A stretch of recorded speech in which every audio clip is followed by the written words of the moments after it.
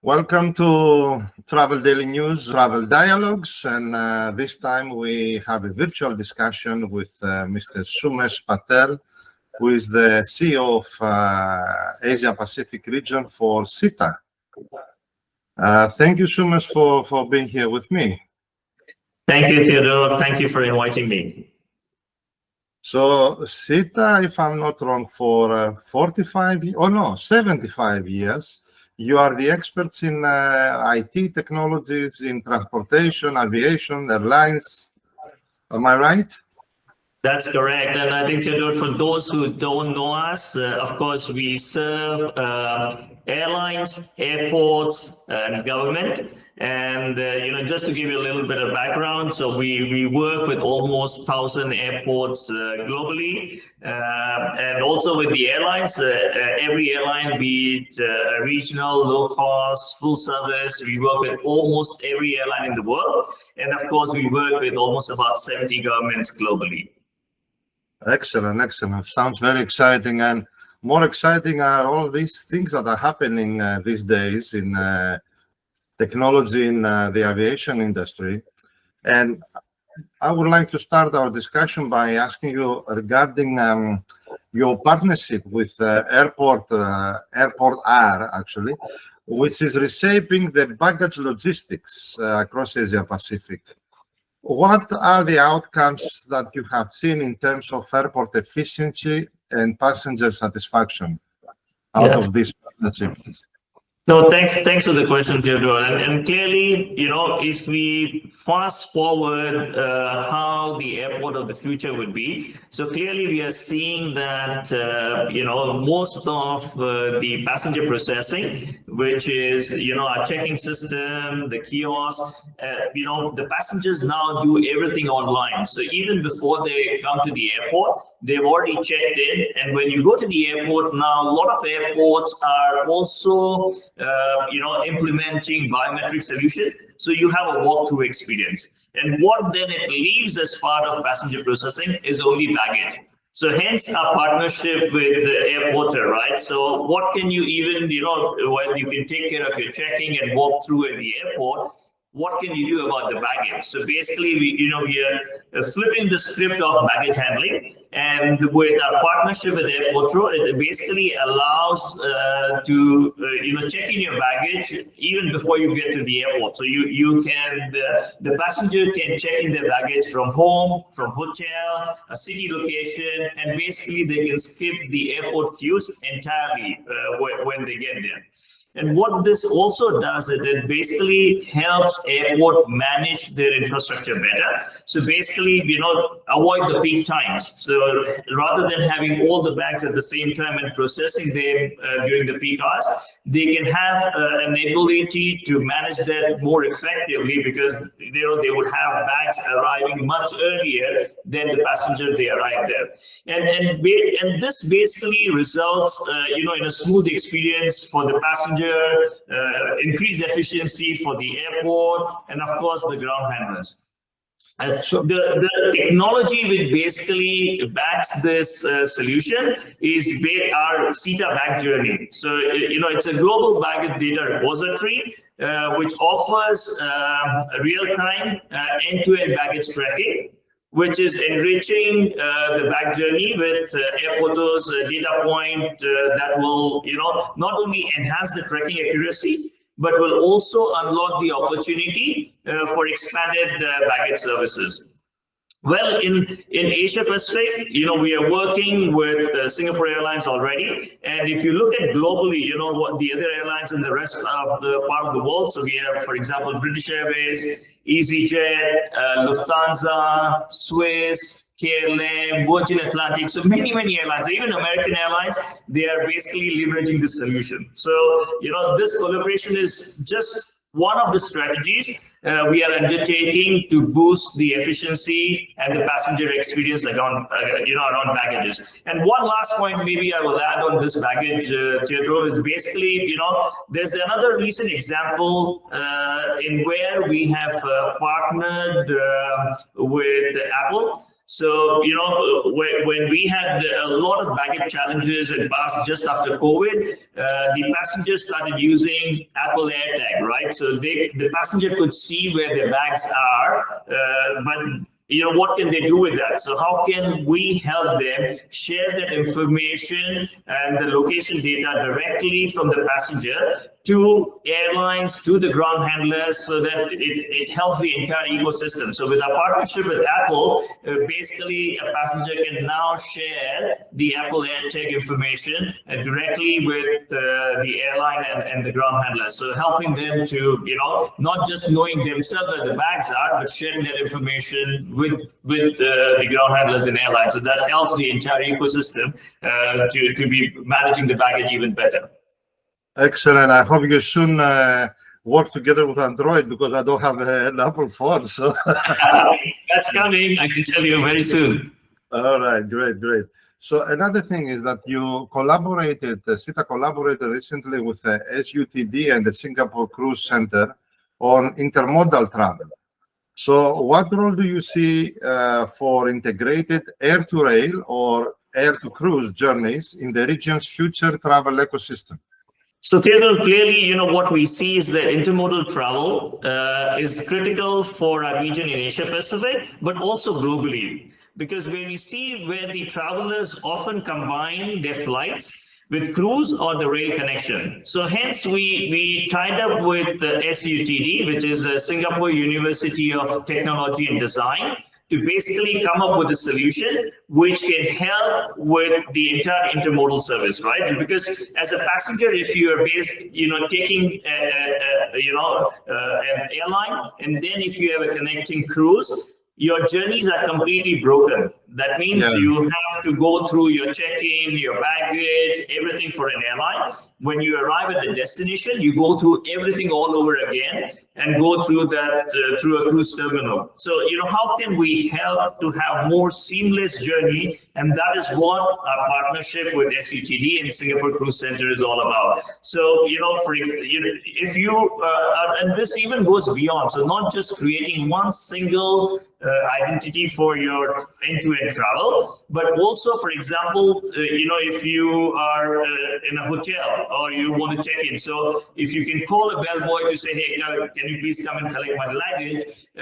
We have created a solution with our SITA Flex, where you can do everything what you can do at the airport in your hotel. So including your passport scanning, your document check, your baggage check printing, your boarding pass, everything can be done. So, it basically helps to pay. And if you look at even Singapore Changi Airport, the recent announcement of D5, they have also said that they will be able to offer a possibility to enhance air-to-sea connectivity for more seamless passenger travel. So what we are doing right now with Changi Airport, with Singapore Cruise Center and SUTD, is to making sure that that is real and it can happen much in advance before it comes there. So, this really paves the way for the connected, sustainable mobility. And of course, it's a key part of our Asia Pacific travel infrastructure.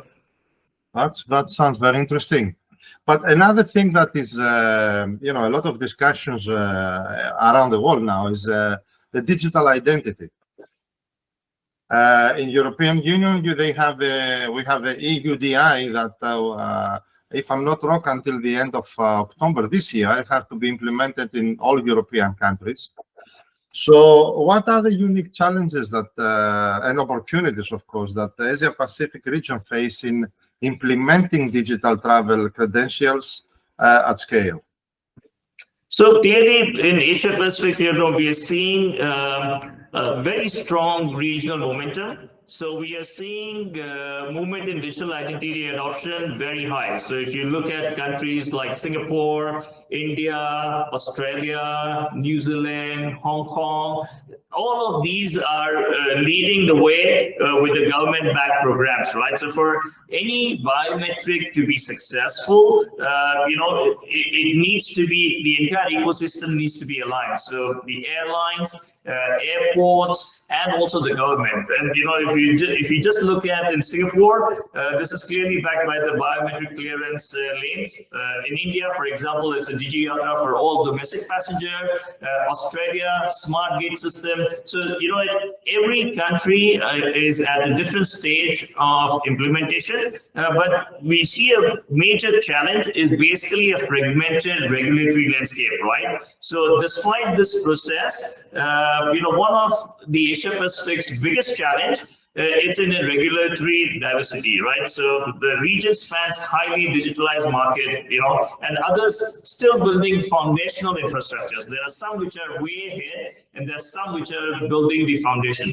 The key success, or I would say how to maximize the biometrics or digitalization is having one digital identity for complete end-to-end travel. That means, once you have created a digital token, you have that digital token in your mobile. So you own it and you decide at what touch point you want to share. So for example, that can be a complete end-to-end. So while you check in, when you drop the bag, you go through immigration, even duty-free, lounge access, all the way you board. And it just doesn't end there.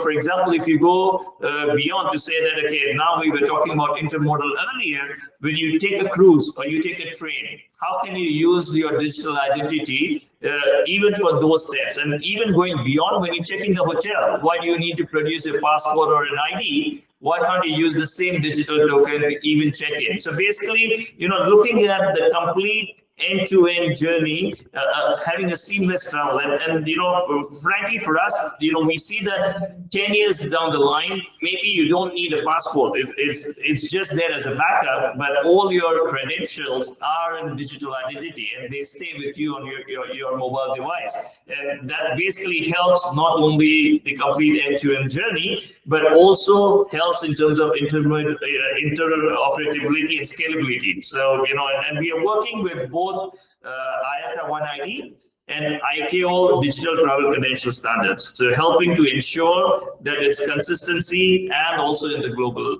alignment. Is there a regulation similar like the EU for the Asia Pacific countries that they have to implement this digital identity at a certain specific period? There is no fixed timeline here, because and the other challenge, unlike EU, as I said, the regulatory landscape is quite fragmented in Asia Pacific. So all countries. So for example, we have implemented in India DG Yatra at 24 airports. We have done implementation in Beijing, in Thailand, but those are within those countries. The next step would be that once we have the DTCs, so like how we have our passport standards, ICAO is working on digital standards. So, once the digital travel credentials are standardized, then each government will adopt, not just in Asia Pacific, but globally. And currently, correct. And, for example, not just in Asia Pacific, if you're flying from Asia to Europe, why can't you use the same digital identity if there are, a standard digital credentials which can be accepted globally, like our passports? That will be great. I hope I will have time to experience this. Sure. So another thing is that, with about the forecast about surging air traffic across Asia Pacific, and not only. So how is SITA supporting airports in scaling their digital infrastructure while ensuring at the same time operational resilience? So clearly, as you rightly said, in Asia Pacific, is the fastest growing region. So, we are expecting the annual growth rate of 5.1%, which will significantly outpacing the other markets globally. And also, if you look at IATA, they had projected by 2043. This was in 2023. So they had said that in 20 years, the passenger numbers will double. And everyone had a question that when the COVID hit us, are we still on track? And yes, we are still on track. So we have recovered. So our global passenger numbers are exceeded the pre-pandemic levels even in 2024. And the number of flights worldwide are expected to surpass 40 million in 2025. So with this growth, the challenge is for the airport that they have a limited capacity to expand the infrastructure at the same rate. So at the rate where the passenger numbers and the number of aircrafts are growing, it's very hard for them to keep up the pace. And this is again linked to a lot of challenges. For example, a lack of physical space, capital investment, which is required, huge capital investment, political support. It's very hard for them to expand. So the simple answer for them to be successful, for airport to manage this growth, is looking at how digitalization and operational efficiency help to ensure that they continue with the growth, and also ensure that they provide the seamless and the better services to the airports. So, we are working with the airports on a lot of solutions, mainly from two perspectives. One, looking at overall passenger experience. So how can the passenger have a more seamless walk-through experience at the airport? Looking at the various different technology like SITA Flex, looking at a smart card, which is our biometrics, looking at a baggage system, looking at our airport management system. So second part would be more on looking at the operational efficiency. So how can we maximize the resources we have? That means the number of gates, the number of resources at the airport. How can we have a better collaboration between a lot of stakeholders which are working at the airport? So we serve the passenger better. So at the end, what we look at is a fully connected airport where AI, automation, and biometrics, and of course much more, they work together to help optimize the efficiency and the security. And it basically is no longer a vision, it is a necessity. And at SITA, we take this action that will not only be best positioned to handle the challenges ahead, but we are here to help. And there are a few examples which we've really done. Like, for example, in India, where we are working in collaboration with the Airport Authority of India, where we have deployed a cloud-based solution which enables 44 airports across the country, and which manages around 3,500 self-service touch points. And the other example I would say, for example, Toronto Airport, right? So Toronto Airport, where we have partnered with the Greater Toronto Airport Authority to basically pilot one of the biggest revolutionary innovation yet in airport management. And this is called, our Total Airport Optimizer, which allows the airport to basically dynamically align the operation, including their operational performance, capacity provisions, revenue generation, cost efficiency, passenger experience, and sustainability. So clearly, the digitalization in terms of technology, both from the passenger and the operational side, will help integrate travel tech with the terminal design. Great. So the aviation industry, we can say that is, shifting towards smarter air traffic management. And while it's happening this, how is SITA helping to enable concepts like trajectory-based operations? And what could this mean for the airspace efficiency in the region?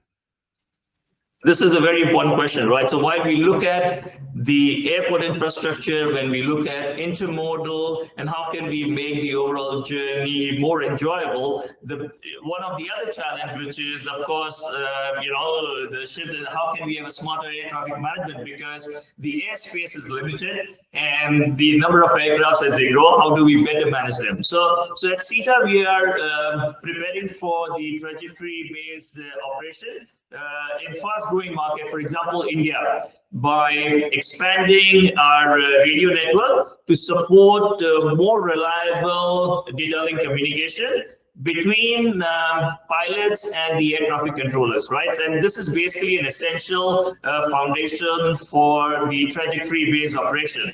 Similarly, in Europe, we are enabling the trajectory-based operation by upgrading the data link infrastructure with the new VHF frequencies and enhanced monitoring tools. Basically, this will help ensure the safety, performance, and capacity increasing in the congested skies.